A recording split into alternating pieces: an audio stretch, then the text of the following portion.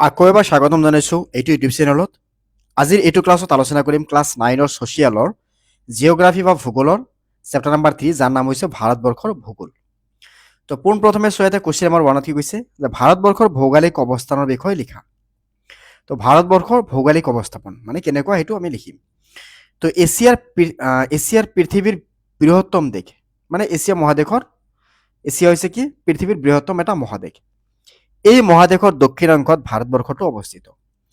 ইয়াৰ উত্তৰে উচ্চ হিমালয় পৰ্বতমালা আৰু চীন দেশ আৰু দক্ষিণে ভাৰত মহাসাগৰ আৰু শ্ৰীলংকা, মানে উত্তৰে হিমালয় আছে, লগতে চীন দেশ আছে আৰু দক্ষিণে ভাৰত মহাসাগৰ আৰু লগতে শ্ৰীলংকা। পূবে আছে বংগোপসাগৰ আৰু ম্যানমাৰ আৰু পশ্চিমে আৰৱ সাগৰ আৰু পাকিস্তান। ভাৰতৰ ভূখণ্ড উত্তৰ দক্ষিণাকৈ কাশ্মীৰৰ পৰা কুমাৰীলৈকে আৰু পূব পশ্চিমৰ অৰুণাচলৰ পৰা পূবা পশ্চিমাকৈ অৰুণাচল প্ৰদেশৰ পৰা পূব প্ৰান্তৰ পৰা সৌৰাষ্ট্ৰলৈকে বিস্তৃত। এই দেশ উত্তৰ অক্ষৰেখাত আৰু উত্তৰ অক্ষৰেখাৰ বা কৰ্কট ক্ৰান্তি ৰেখাৰ ভাৰতৰ মাজেদি গৈছে। কি লিখিবা যে কৰ্কট ক্ৰান্তি ৰেখা ভাৰতৰ মাজেদি গৈছে। এই ৰেখাই দেশখনক উত্তৰ আৰু দক্ষিণ দুটা সমান ভাগত বিভক্ত কৰিছে। ইয়াৰ দক্ষিণাতৰ ভাগটো পূবে বংগোপসাগৰ আৰু পশ্চিমে আৰৱ সাগৰৰ মাজত অৱস্থিত। 2 নম্বৰত কি আছে, ভাৰতৰ উপকূল ৰেখাৰ মুঠ দৈৰ্ঘ্য কিমান? যে ভাৰতৰ উপকূল ৰেখাৰ মুঠ দৈৰ্ঘ্য 6100 কিলোমিটাৰ। ভাৰতৰ মুঠ স্থলসীমাৰ দৈৰ্ঘ্য কিমান? ভাৰতৰ মুঠ স্থলসীমাৰ দৈৰ্ঘ্য হৈছে 15200 কিলোমিটাৰ। ভাৰতৰ ভূখণ্ড সম্পৰ্কে এটি চমুটোকা লিখা যে উত্তৰ দক্ষিণাকৈ ভাৰতবৰ্ষৰ ভূখণ্ড প্ৰায় 3214 কিলোমিটাৰ আৰু পূব পশ্চিমাকৈ প্ৰায় 2933 কিলোমিটাৰ বিস্তৃত। পূবে বংগোপসাগৰ, পশ্চিমে আৰৱ সাগৰ আৰু দক্ষিণে ভাৰত মহাসাগৰৰ সৈতে ভাৰতীয় ভূভাগে প্ৰায় 6100 কিলোমিটাৰ দৈৰ্ঘ্যৰ উপকূলৰ সৃষ্টি কৰিছে। এই উপকূল অঞ্চলত ভালেমান বন্দৰ গঢ়ি উঠিছে। সুদীৰ্ঘ উপকূল ৰেখাৰ নিচিনাকৈ ভাৰতৰ ভূখণ্ডই ইয়াৰ চুবুৰীয়া দেশসমূহৰ সৈতে স্থলভাগেৰে সীমাৰেখাৰ সৃষ্টি কৰিছে। পশ্চিমে পাকিস্তানৰ, উত্তৰে চীন, নেপাল আৰু ভূটানৰ, পূবে চীন, দক্ষিণ পূবত ম্যানমাৰ আৰু বাংলাদেশৰ লগতে ভাৰতৰ মুঠ স্থলসীমাৰ দৈৰ্ঘ্য হৈছে 15200 কিলোমিটাৰ। এতিয়া 5 নম্বৰত কি আছে, উত্তৰ ভাৰত আৰু দক্ষিণ ভাৰতৰ নদীসমূহৰ 4টা মূল পাৰ্থক্য লিখা। যে উত্তৰ ভাৰত আৰু দক্ষিণ ভাৰতৰ নদীসমূহৰ 4টা মূল পাৰ্থক্য হ'ল, উত্তৰ ভাৰতৰ নদীবিলাক উচ্চ গতি, মধ্যগতি আৰু নিম্ন গতিত। এই তিনিটা গতিৰ স্পষ্ট চকুত পৰে, কিন্তু দক্ষিণ ভাৰতৰ নদীবোৰৰ ক্ষেত্ৰত এই তিনিটা গতি স্পষ্ট দেখা নাযায়। 2 নম্বৰত কি লিখিবা যে উত্তৰ ভাৰতৰ নদীবোৰ নব্য হোৱাৰ কাৰণে এইবোৰৰ পাৰত বহুতো ডাঙৰ চহৰ গঢ়ি উঠিছে। আনহাতে দক্ষিণ ভাৰতৰ নদীবিলাক নব্য নহয় কাৰণে এইবিলাকৰ পাৰত ডাঙৰ চহৰ নগৰ তেনেদৰে গঢ়ি উঠা নাই। ওকে, মানে কি যে যিটো নদীত বেছি দ্ৰুত গতিত পানী বব সেইটো গতিত কি হ'ব, সেইটো নদী ভাঙাৰ চান্সেছ থাকে, আৰু যিটো নাভাঙে সেইটোৰ ছাইডত আমি অট্টালিকা বনাব পাৰিম। যিটো ভাঙে সেইটোৰ ছাইডত আমি অট্টালিকা বনালে অট্টালিকাটো ভাঙাৰ চান্সেছ থাকিব। সেইটো কথা ইয়াতে কোৱা হৈছে। উত্তৰ ভাৰতৰ নদী অৱবাহিকাসমূহৰ পলসুৱা আৰু সাৰুৱা হোৱাৰ বাবে ঘন বসতিপূৰ্ণ, কিন্তু দক্ষিণ ভাৰতৰ নদী অৱবাহিকাসমূহ সিমান সাৰুৱা নহয়। সেয়ে তাত জনবসতি হিৰেঙা মানে কম হোৱা দেখা যায়। 4 নম্বৰত কি লিখিবা যে উত্তৰ ভাৰতৰ নদীবিলাকৰ দৈৰ্ঘ্য বেছি আৰু ইহঁত মোহনাত বিস্তৃত বদ্বীপ অঞ্চলৰ সৃষ্টি কৰে, কিন্তু দক্ষিণ ভাৰতৰ নদীবিলাক তুলনামূলকভাৱে চুটি আৰু ইহঁতৰ কিছুমান মোহনা অঞ্চলত সৰু সৰু বদ্বীপৰ গঠিত হৈছে। 6 নম্বৰ প্ৰশ্নত কি কৈছে, ভাৰতৰ ভূপৃষ্ঠৰ বা ভূ প্ৰাকৃতিক ভাগকেইটা কি কি? যে ভাৰতবৰ্ষ গঠন হোৱা বৈশিষ্ট্যৰ ওপৰত ভিত্তি কৰি ভাৰতবৰ্ষ মুঠ 4টা ভূ প্ৰাকৃতিক ভাগত ভগাব পাৰি। সেইবোৰ হ'ল উত্তৰৰ হিমালয় পাৰ্বত্য অঞ্চল, খ নম্বৰত লিখিবা দক্ষিণ ভাৰতৰ সমভূমি অঞ্চল, গ নম্বৰত লিখিবা দক্ষিণাত্য মালভূমি অঞ্চল আৰু ঘ নম্বৰত লিখিবা উপকূল অঞ্চল। ইয়াৰ উপৰি বংগোপসাগৰ আৰু আৰৱ সাগৰ থকা ভাৰতৰ আগন্তুক দ্বীপসমূহ বেলেগ বেলেগ ভূ প্ৰাকৃতিৰ গোট হিচাপে বিবেচনা কৰিব পাৰি, কিন্তু মেইন সেই 4টাই। 7 নম্বৰত কি আছে, উত্তৰ ভাৰতৰ হিমালয় পৰ্বত অঞ্চলৰ বৈশিষ্ট্য লিখা, আৰু উত্তৰ ভাৰতৰ হিমালয় পৰ্বত অঞ্চলৰ বৈশিষ্ট্যসমূহ তলত উল্লেখ কৰা হ'ল। কি লিখিবা যে হিমালয় পৰ্বতৰ সৰ্বোচ্চ পৰ্বত, এই পৰ্বতৰ বহুতো ঢাল ঠেঙুলি আছে। এই পৰ্বতমালা ভাৰতৰ বাহিৰেও নেপাল, ভূটান আৰু চীন দেশলৈ বিস্তৃত হৈ আছে। হিমালয়ৰ সুউচ্চ শিখৰবোৰো বৰফেৰে আবৃত হৈ থাকে আৰু এই বৰফৰ পৰা তুষাৰ হৈ নৈৰ সৃষ্টি হয়। হিমালয়ৰ অঞ্চলত এনেকুৱা অসংখ্য তুষাৰ নৈ দেখা যায়। এতিয়া 8 নম্বৰত কি লিখিবা যে উত্তৰ ভাৰতৰ সমভূমি অঞ্চলৰ বৈশিষ্ট্য লিখা। যে উত্তৰ ভাৰতৰ সমভূমি অঞ্চলৰ বৈশিষ্ট্যসমূহ তলত উল্লেখ কৰা হ'ল যে এই সমভূমিৰ প্ৰস্থ ঠাই ভেদে বেলেগ বেলেগ হোৱা দেখা যায়। এই সমভূমিৰ দক্ষিণৰ ঢাল খোৱা আৰু ইয়াৰ মাটি সাৰুৱা হোৱাৰ বাবে ইয়াৰ জনবসতি ঘন। এই সমভূমি অঞ্চলটোত 1.75 লাখ বৰ্গ কিলোমিটাৰ আগুৰি আছে। সাৰুৱা মাটি আৰু সুচল যাতায়াত ব্যৱস্থাৰ বাবে এই সমভূমি জনবসতিপূৰ্ণ আৰু কৃষি ক্ষেত্ৰত আগবঢ়া। 9 নম্বৰত কি লিখিবা যে দাক্ষিণাত্য মালভূমি অঞ্চলৰ বৈশিষ্ট্য লিখা। দাক্ষিণাত্য মালভূমি অঞ্চলৰ বৈশিষ্ট্যসমূহ হ'ল ই আকৃতিত এটা ত্ৰিভুজৰ দৰে। এই মালভূমি অঞ্চলত পুৰণি কঠিন শিলাৰে গঠিত। দাক্ষিণাত্য মালভূমি পশ্চিম ঘাট পৰ্বতৰ ফালৰ ক্ৰমে ওখ আৰু পূৰ্ব ঘাট পৰ্বতৰ ফালে চাপৰ আৰু এঢলীয়া। এই ঢাল অনুসৰি দক্ষিণ ভাৰতৰ প্ৰায় আটাইবোৰ নদী পশ্চিমৰ পৰা পূবলৈ বৈ গৈ বংগোপসাগৰত পৰিছে। 10 নম্বৰত কি আছে উপকূল অঞ্চলৰ বৈশিষ্ট্যসমূহ উল্লেখ কৰা। যে উপকূল অঞ্চলৰ বৈশিষ্ট্যসমূহ তলত উল্লেখ কৰা হ'ল। ভাৰতৰ উপকূলীয় সমতল অঞ্চলত দীঘল আৰু ঠেক। ই দক্ষিণ ভাৰতৰ আটাইবিলাক প্ৰধান নদীয়ে সৃষ্টি কৰা সমভূমি বা বদ্বীপৰ দ্বাৰা গঠিত। সেয়েহে ই পশ্চিম উপকূলতকৈ বেছি বহল আৰু সাৰুৱা। এই উপকূল চিলকা, কোলাৰ আৰু পালিকট নামৰ তিনিটা হ্ৰদ আছে। নম্বৰ 11ত কি আছে ভাৰতৰ জলবায়ুৰ বৈশিষ্ট্য লিখা। যে ভাৰতবৰ্ষৰ এখন বিশাল দেশ। দেশখনৰ অঞ্চলভেদে জলবায়ুৰ প্ৰধান উপাদান যেনে উত্তাপ, বায়ুৰ চাপ, বতাহ, আৰ্দ্ৰতা তাৰতম্য ঘটে। সেইবাবে এই দেশত নানান প্ৰকাৰৰ জলবায়ু অনুভূত হয়।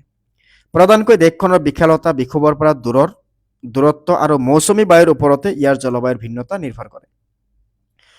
অক্ষাংশ ভেদে ঠাইসমূহৰ উত্তাপৰ তাৰতম্য ঘটাৰ বাবে জলবায়ু বেলেগ বেলেগ হয় আৰু ভাৰতৰ ভূখণ্ডৰ পৰ্বত, পাহাৰ, মালভূমি, মৰুভূমি, সমভূমি আদি ভূ প্ৰাকৃতিৰে গঠিত।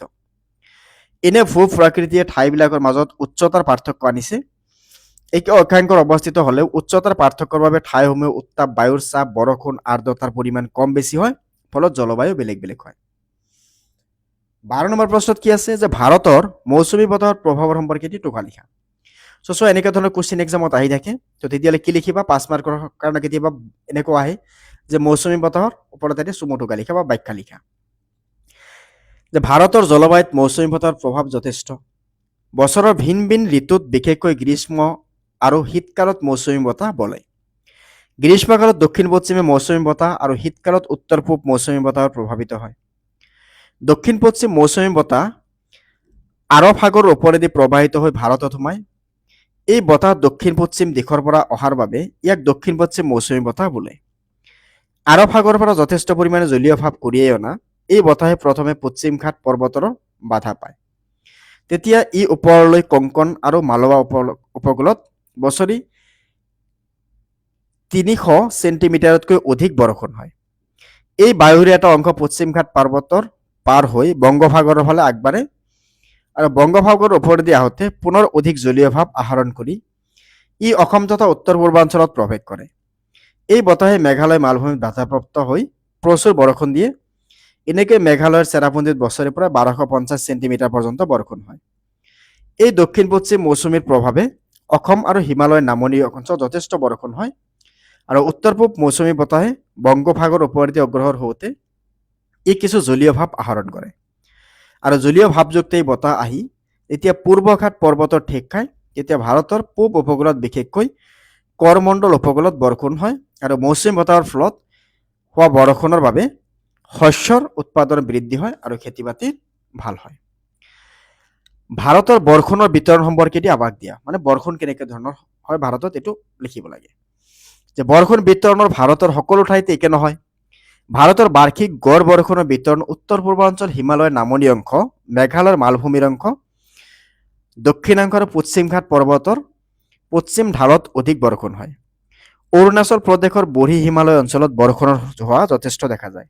ইয়াৰ বিপৰীতে ৰাজস্থানৰ থৰ মৰুভূমি আৰু ইয়াৰ দাঁতিকাষৰীয়া অঞ্চলত বছৰি গড়ে প্ৰায় 50 চেণ্টিমিটাৰৰো কম বৰষুণ হয়।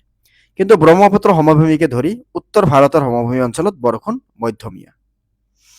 14 নম্বৰ কি আছে ভাৰতৰ উদ্ভিদসমূহ কেইটা ভাগত ভগোৱা হৈছে লিখা। ভাৰতৰ উদ্ভিদসমূহক সাধাৰণতে 6টা ভাগত ভগাব পাৰি। যেনে চিৰসেউজীয়া উদ্ভিদ, মানে সদায় এইটো গ্ৰীণ হৈ থাকে, মৌচুমী উদ্ভিদ, কাঁইটীয়া মৰু উদ্ভিদ, তৃণজাতীয় উদ্ভিদ, বহুদ্বীপীয় উদ্ভিদ আৰু পাৰ্বত্য উদ্ভিদ। ভাৰতীয় চিৰসেউজীয়া উদ্ভিদৰ বৈশিষ্ট্য কি? যে চিৰসেউজীয়া বননিত সাধাৰণতে ওখ গছ গছনিৰ সমষ্টি। এনে বনে ডাঠ অৰণ্যৰ সৃষ্টি কৰিছে। ইয়াৰ গছবিলাক 45 মিটাৰ পৰ্যন্ত ওখ হয় আৰু ওখ গছৰ উপৰি বেত, বাঁহ, ঢেকীয়া আৰু লতাজাতীয় চাপৰ উদ্ভিদো দেখা যায়। বছৰৰ কোনো ঋতুৱে এইবিলাকৰ পাত নহৰে। অৰণ্যত শিহু, চন্দন, ৰবৰ আদি ভালেমান মূল্যৱান গছ পোৱা যায়। মানে এইবোৰ গছৰ পাত কেতিয়াও নহৰে, পাত সদায় সেউজীয়া হৈ থাকে। 16 নম্বৰত কি আছে যে ভাৰতৰ পাৰ্বত্য উদ্ভিদবোৰৰ বৈশিষ্ট্য লিখে, মানে পাহাৰীয়া এলেকাৰ কেনেকুৱা ধৰণৰ তাতে উদ্ভিদ থাকে সেইটো লিখিব লাগে। যে ভাৰতৰ পাৰ্বত্য উদ্ভিদৰ বৈশিষ্ট্যসমূহ তলত উল্লেখ কৰা হ'ল। ইয়াত শাল গছকে ধৰি ভালেমান মূল্যৱান গছ আছে। এই অঞ্চলৰ বাঁহজাতীয় উদ্ভিদ বেছিকে দেখা যায়।